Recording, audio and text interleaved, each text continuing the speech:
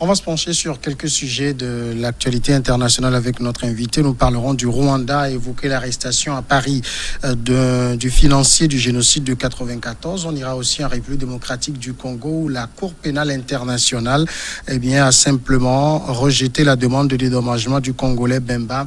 En France, le gouvernement a été sommé d'autoriser les réunions dans les lieux de culte. Tous ces sujets, nous les évoquons avec Maître Éric Emmanuel Sosa, avocat au barreau du Togo. Maître Sosa, bonsoir. Bonsoir, Samuel Niaoui. Et bon retour. Merci, c'est un plaisir.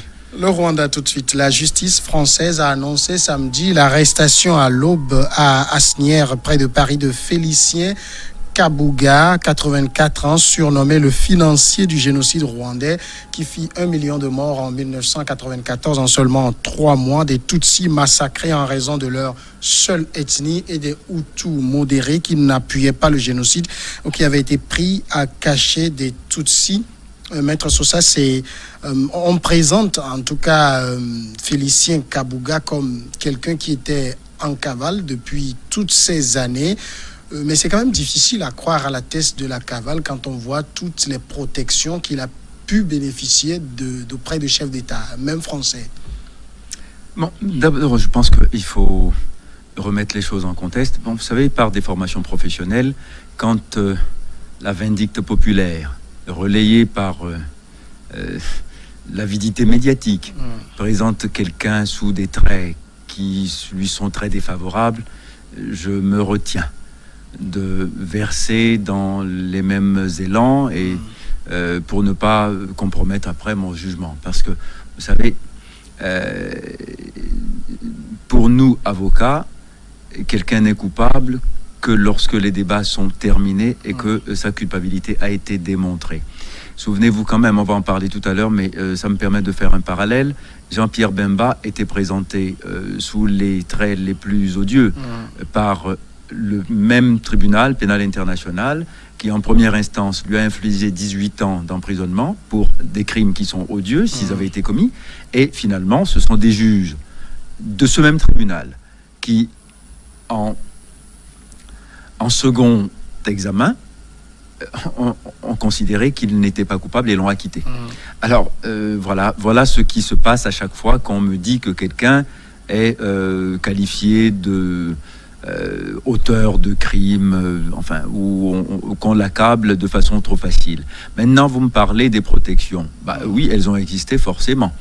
Elles ont existé parce que on a dit qu'il a voyagé sous des identités usurpées. Ouais. Bon, peut-être. Mais quand on est fugitif, c'est souvent ce qui se passe. Souvenez-vous Paul Touvier, souvenez-vous Maurice Papon, souvenez-vous Klaus Barbie. Bon, ces gens ont été poursuivis pendant toute leur vie, ils étaient en cavale, et ils ont utilisé des identités diverses, et à un moment donné, quand la NAS s'est refermée, on les a pris. Bon, c'était effectivement des gens qui étaient coupables de crimes contre l'humanité, qui étaient dans des postures qui sont quasi identiques à celles qui sont reprochées à M. Bougueza. Mais, vous savez, dans toutes ces affaires, le politique n'est pas loin. Parce qu'on vous dit en même temps qu'il aurait financé par une de ces entreprises l'achat massif de machettes. Je ne sais plus quel est le nombre, mais c'est vertigineux. Ouais, si c'est pour un programme de développement agraire, je ne sais pas si on utiliserait autant d'instruments. Bref. On vous dit que dans le même temps, l'État lui-même était en train de commander des armes. Alors, quand un État commande des armes, en général, c'est pour sa défense. C'est pas dans le but de commettre un génocide. Ouais. Et quand une entreprise commande des coupes-coupes, il faut interroger, par le simple fait qu'on ait commandé des coupes-coupes, le lien qu'il existe entre le fait qu'on ait commandé des coupes-coupes et l'usage qui en a été fait après. C'est-à-dire qu'à chaque fois, je dis, il faut faire attention à ce genre de choses. Alors, de la même façon, oui, c'est vrai, on dit qu'il est le financier de la radio Mille Collines. Ouais. Bon, moi, je ne suis pas en train de le défendre, mais si j'ai acheté une voiture et que quelqu'un de mal intentionné se sert de cette voiture pour commettre un massacre, pareil du type de ce qui s'est passé à Nice le 14 juillet 2016. Oui. On dirait que je suis coupable et je suis le financier de l'opération parce que j'ai, par fourniture des moyens, je me suis rendu coupable ou complice de l'acte qui a été posé. Je pense qu'il faut qu'on fasse beaucoup attention. Le problème ici, c'est que y a une trop grande proximité entre lui, les actes qu'il a posés et ce qui s'est passé après. Quand il y a eu ces achats massifs de coupe-coupe, oui, et qu'après, la plupart des crimes ont été commis à la machette, bien, quand il a financé une radio qui, après, a fait l'éloge du génocide, il est un peu trop proche de ces choses-là. Okay. C'est toujours pareil. Il a financé une radio qui, après, a fait l'éloge du génocide. A-t-il financé la radio pour faire l'éloge du génocide ab initio? Dans ses intentions premières, c'était ça. Il faut établir ce lien et cette preuve, n'est-ce pas? Et de la même façon, je l'avais dit tout à l'heure. Nous, par exemple, au niveau des médias, il y a ce que nous appelons la responsabilité en cascade. Lorsque moi, je commets une bévue ici, on remonte tout de suite à la tête qui finance, qui a laissé faire.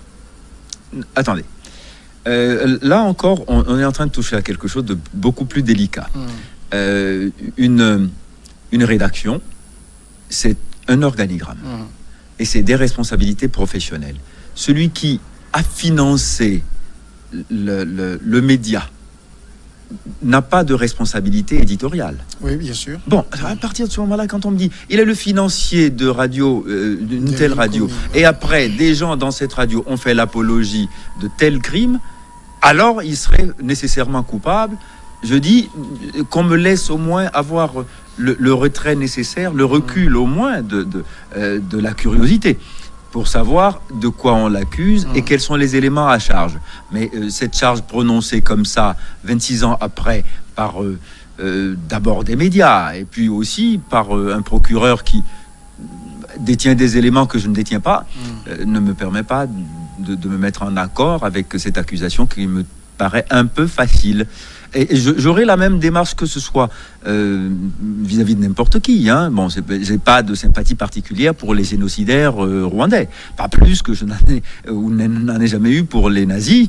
Bon, les nazis et leurs émules partout dans le monde, il faut les pourchasser. Et je serai vraiment au premier de cordée pour les pourchasser, hein, s'il faut être entre le front. Mais là, quand même, je trouve qu'on verse trop facilement dans la facilité. Oui, mais dans le cas précis de Félicien Kabuga, c'est que c'est vrai qu'on sait qu'au niveau de ce qui s'est passé au Rwanda, il y a eu beaucoup d'enquêtes qui ont été menées. Il y a eu même le tribunal pénal international pour le Rwanda qui a fait énormément d'investigations. Son nom est revenu plusieurs fois dans plusieurs bouches. Oui, mais son nom est revenu comme un financier, n'est-ce pas? Un homme d'affaires. D'accord? Bon, mais c'est là où je dis... qui était de l'entourage de la femme de Habyarimana. Mais je connais beaucoup d'hommes d'affaires qui sont dans l'entourage de pouvoirs qui ne sont pas fréquentables. Est-ce qu'à chaque fois, il faut leur imputer les turpitudes du pouvoir qu'ils ont supporté ou grâce auquel ils ont accumulé des fortunes? Non. S'il était je comprends que, maître, vous soyez dans le rôle d'avocat. Mais si Félicien Kabuga n'avait rien à se reprocher... Je ne suis pas dans le rôle de son avocat. Je réagis de façon naturelle. De formation professionnelle, oui, vous l'avez dit. Oui. Mais pendant plus de 20 ans, il aurait pu se présenter et faire prévaloir son innocence. À qui? Les pays peut-être où il trouvait refuge, il aurait pu, je ne sais pas moi, trouver un mécanisme pour... Mais écoutez, comme vous y allez, c'est si facile que ça. Lorsqu'on vous dit qu'on vous recherche pour des choses qui ne sont pas avouables, vous allez de vous-même vous présenter pour dire, ben voilà, je suis innocent, prenez-moi quand même et faites mon procès, parce que je sais que je suis innocent. Non, mais écoutez, finalement, la cavale vient compliquer sa situation. Oui, elle a eu une fin à 84 ans. Oui, vous savez. Oui, bon, il n'oubliera pas de mourir lui aussi. Bon, mais pourvu que le procès se fasse avant et que, pour une fois, la CPI fasse preuve de célérité, hein, et qu'on puisse évaluer les faits imputables et dégager une véritable responsabilité pénale qui lui soit personnelle, mais pas du simple fait qu'il avait des accointances avec le régime, qu'il était proche de Madame Habyarimana et que, par ailleurs, la fortune lui a permis d'accumuler de l'argent, d'acheter des choses, etc. Il y a toujours eu des paysans, Hutus et Tutsis au Rwanda, et ils utilisaient le coupe-coupe, enfin la machette, comme un instrument ordinaire. Bon, il ne suffit pas d'en avoir acheté en nombre pour devenir génocidaire par après. Un nombre suspect, peut-être. Oui, enfin, le nombre est suspect. Écoutez, donc si je fais commerce de vendre des coupes-coupes et que après on les déverse dans les rues de Lomé ou sur les marchés et que après il y a des débordements meurtriers, on va dire que je suis responsable pour avoir acheté les coupes-coupes. Pardon, quand même. Non, je suis pas d'accord avec ces raccourcis. C'est tout ce que je dis. Mais maintenant, s'il a des responsabilités établies, qu'on en juge. Mais pour l'instant, la vindicte médiatique me paraît un peu trop alerte pour que je puisse aller dans son sens. Voilà. Alors, Félicien Kabuga est quand même le troisième dernier d'une longue série de personnes qu'on recherche. Il y en a encore 2 qui sont dans la nature et qui sont recherchés. C'est des gens, vous pensez qu'il est important de les appréhender pour savoir quel rôle ils ont eu à jouer pour faire toute la lumière sur ce qui a pu se passer en 94, même si on en sait beaucoup, il y a encore des zones d'ombre. Vous savez, il y a même eu, vous voyez, après le génocide au Rwanda, il y a eu les Gachasa. Les Gachasa, c'est aussi un mode de résolution de conflits qui ont résolu les difficultés qu'on a à vivre après, ensemble, mais de façon traditionnelle. Alors, bon, si on a pu avoir des gens qui étaient des voisins ordinaires, qui ont versé dans le crime, ont été jugés traditionnellement et ont obtenu le pardon, je pense que la justice internationale peut accepter d'en faire autant. Ou à la limite qu'on les livre aux Rwandais eux-mêmes et qu'ils les jugent au Rwanda. Parce que ces mécanismes internationaux-là qu'on a mis en place et qui sont devenus complètement dévoyés ont perdu beaucoup de crédibilité. Et c'est la raison pour laquelle, personnellement, je ne suis pas un grand fanatique de cette justice internationale devenue tellement bureaucratique qu'elle ne fait plus de la justice. Elle est en mission politique. Et c'est ce qui me dérange beaucoup. Donc, c'est pour ça que je fais le parallèle en disant, bon, mais si c'est comme ça, ce sont des sujets rwandais, renvoyons-les au Rwanda et faisons-les juger d'après les principes et les mécanismes de justice, aussi bien traditionnels, coutumiers que modernes, rwandais, et qu'on en finisse de ces histoires-là, et qu'on liquide enfin les démons du génocide rwandais. Vous voyez ? Parce que, bon, oui, il y a eu un génocide au Rwanda, plus personne n'est aujourd'hui à même de le nier. Bon, sinon, c'est du négationnisme. Je ne veux pas verser dedans. Non, c'est une réalité établie. Maintenant, ceux qui en sont coupables, Dieu sait s'ils sont nombreux, et si les chaînes de responsabilité sont vertigineuses, au fur et à mesure qu'on monte dans la hiérarchie de l'État ou de la politique ordinaire. Mais il s'est passé une chose qui est jusqu'à présent un défi pour l'entendement. C'est-à-dire que c'est pour ça que je dis que la parole politique peut être très dangereuse. Il faut savoir la mesurer. La parole publique aussi doit être mesurée. Vous voyez, parce que en fin de compte, celui-là n'a peut-être jamais tenu une machette, mais il y a eu quand même plusieurs milliers de morts. Et je vous ai dit tout à l'heure que parfois c'est le voisin ordinaire, celui avec qui vos enfants jouent aux billes. C'est lui qui est chargé de vous assassiner. Donc, il s'est passé quelque chose. Et ce quelque chose, je pense qu'il faut définitivement trouver les moyens de l'exorciser. Voilà, c'est le mot que je cherchais. Pour qu'on en finisse avec les démons qui ont pu permettre que ça se produise. Parce que si ça a été possible là-bas, c'est encore possible ailleurs. Voilà pourquoi c'est nécessaire de faire ces procès. Notre second sujet, nous restons toujours dans le domaine de la justice. On va parler de la République démocratique du Congo. La Cour pénale internationale a décidé lundi de rejeter la demande de l'ancien vice-président congolais acquitté en 2018 de crimes de guerre et crimes contre l'humanité Son avocat avait annoncé en mars 2019 demander plus de 68 millions d'euros d'indemnisation et dommages et intérêts, arguant que les biens de Jean-Pierre Bemba, dont 7 avions et 3 villas au Portugal, avaient tout simplement été laissés à pourrir pendant qu'il était derrière les barreaux à La Haye, où siège la CPI. Bemba y aura passé presque 10 ans avant d'être acquitté. Aujourd'hui, au niveau de la Cour, on estime que Jean-Pierre Bemba n'a pas établi qu'il avait subi une erreur judiciaire grave et manifeste, et donc en conséquence ne pouvait pas prétendre à des dédommagements. Oui, c'est toujours le problème. Qui détient véritablement le baromètre pour apprécier s'il y a eu erreur grave et manifeste?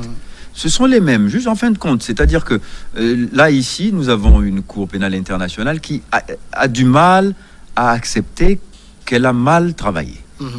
En réalité, ce n'est que ça. Parce que quand on a saisi ces biens, on les a placés sous main de justice, à ce que je sache. Et quand ils ont été placés sous main de justice et qu'on a laissé périr des actifs importants de son patrimoine. Cet avion, c'est pas à la portée de n'importe qui. Monsieur Bemba a été un homme d'affaires éminent dans son pays. Et il a eu le mérite, par son travail, de gagner beaucoup d'argent et de l'investir dans beaucoup de choses. Et les laisser périr et venir lui dire que, écoutez, vous ne faites pas la preuve qu'on s'est trompé, c'est quand même un peu gênant. Je crois que c'est laxiste, de leur part. Ils n'ont pas le recul nécessaire pour assumer l'autocritique qui s'imposait. Parce que, oui, si les choses en sont là, c'est la faute à qui? C'est la faute à personne? Non, on peut pas dire ça. Et c'est de sa faute quand même, si nous l'avons pris et que finalement pendant 10 ans, nous avons trouvé au bout de 10 ans qu'il n'était pas coupable. Ouais. C'est de sa faute. En gros, c'est ça. Non, vous voyez, cette décision me paraît absolument inacceptable. Pour le principe. Maintenant, on dit il n'a pas fait la démonstration qu'il y avait des erreurs manifestes. Oui. Mais un acquittement, c'est toujours l'aboutissement de la démonstration que ce qui est à l'origine de la poursuite n'est pas fondé. C'est toujours... C'est là où c'est incompréhensible. Voilà. Donc, décision. Si vous voulez, quand vous portez une accusation, assurez-vous qu'elle est assise sur des faits et des éléments d'imputabilité qui sont... Irréfutables, voilà. Qui sont solides et irréfutables. Maintenant, quand vous partez du postulat qu'on est coupable, que vous décidez de mettre sous main de justice, c'est-à-dire totalement inaccessible, des biens qui appartiennent à la personne poursuivie, et qu'au final, 10 ans après, vous venez dire non, finalement, il n'est pas si coupable que ça, et qu'il vous demande de réparer le préjudice causé, et que vous dites non, mais il ne fait pas la preuve que nous avons été, juges, dans l'erreur, maladroit ou incompétent, parce que souvent c'est ça le problème. C'est souvent une incompétence quelque part qui est cause que on se retrouve dans un engrenage où finalement il y a un postulat de culpabilité et on vous demande de vous défendre de cette culpabilité principielle qui est prononcée contre vous. Voilà le problème, et c'est là où c'est très difficile pour nous de renverser la charge de la preuve.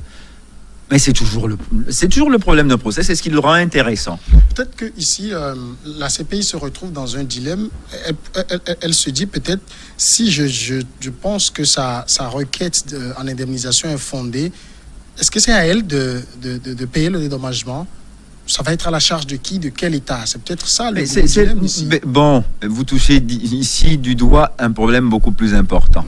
Les finances de la CPI. Oui. Parce qu'au final, oui, c'est vrai, qui doit payer?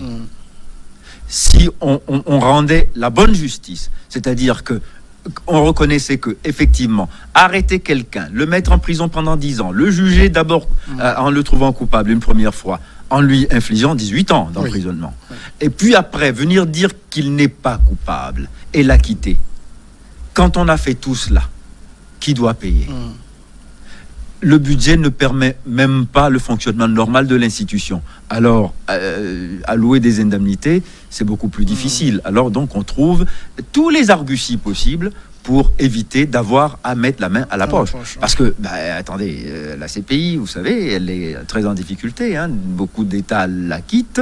Les États-Unis ont refusé de payer leur écho. Donc, les finances s'amenuisent. Donc, elle a astucieusement préféré toujours botter en touche. Non, personne n'est coupable. En tout cas, pas nous. Voilà. Notre dernier sujet, c'est la France, l'interdiction de réunion dans les lieux de culte, alors que le déconfinement a débuté, représente une atteinte grave et manifestement illégale à la liberté de culte. C'est ce qu'a tranché le Conseil d'État ce 18 mai. La reprise des cultes devrait être plus rapide qu'escompté.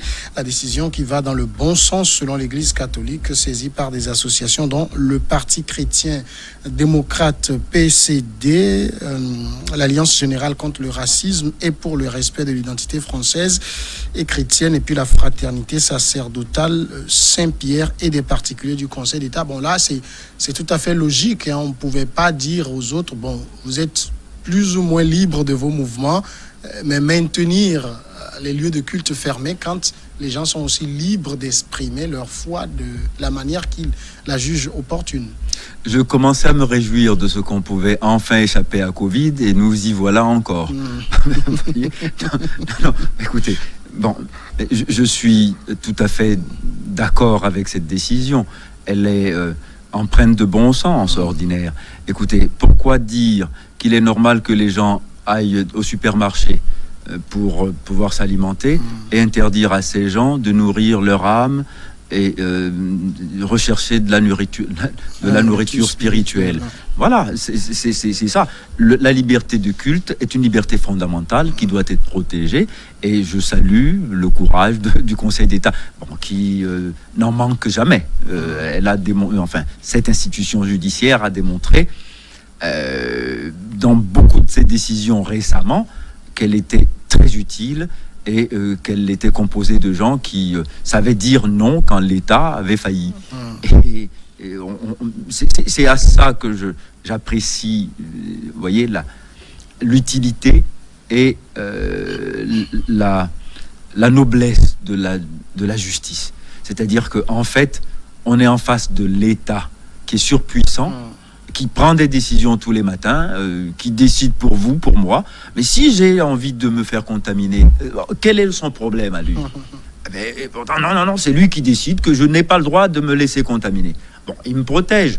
Santé publique, peut-être. Mais si j'ai le droit à la santé privée, que je revendique ma liberté d'être contaminé si je veux. D'être contaminé à l'église si je veux. C'est ça aussi un gros dilemme, parce que vous laissez vous contaminer, c'est votre droit, mais après, tout ce que vous allez contaminer, c'est l'État qui devra avoir les structures au niveau de l'hôpital pour pouvoir accueillir tout ce monde, qui sera critiqué lorsque les hôpitaux seront débordés, lorsqu'il y aura des centaines de morts après. Et donc, c'est très difficile de couper la poire en deux sur ces questions. J'ai le droit d'aller me contaminer au supermarché, mais je n'ai pas ce même droit quand il s'agit d'aller à l'église. C'est ça le problème ? C'est ça le dilemme que nous avons ? Non, il n'y a pas de dilemme. Mais si l'exposition à la contamination existe dans les écoles, si elle existe au supermarché, si elle existe dans le métro, pourquoi devrait-on dire que c'est à l'église ou à la mosquée qu'il faut absolument prendre des dispositions pour qu'elle n'existe jamais ? Question de promiscuité aussi. Mais la promiscuité, elle est partout. Oui, puisque au niveau du supermarché, je pense qu'on peut se dire, il y a certaines distances qu'il faut respecter. À l'église aussi. L'église catholique française avait pris des mesures de distanciation très draconiennes depuis très longtemps, bien avant tout le monde. Et pourtant, vous savez, je ne suis pas un adepte forcené de l'église catholique, c'est pas là le problème. Mais quand même, ici, il faut reconnaître les faits tels qu'ils sont.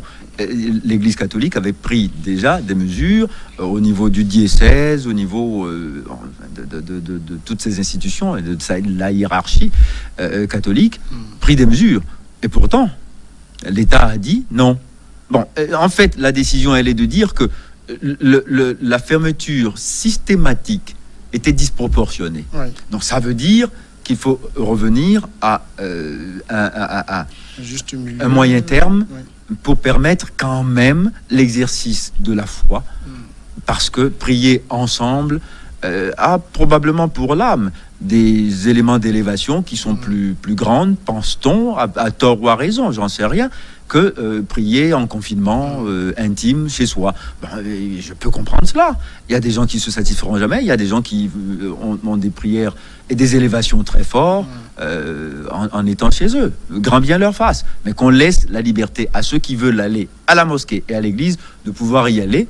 Et qu'on dise à l'État, vous exagérez, je pense que c'est une décision salutaire. Maître Sosa, merci. La pause tout de suite et puis après, c'est regards croisés.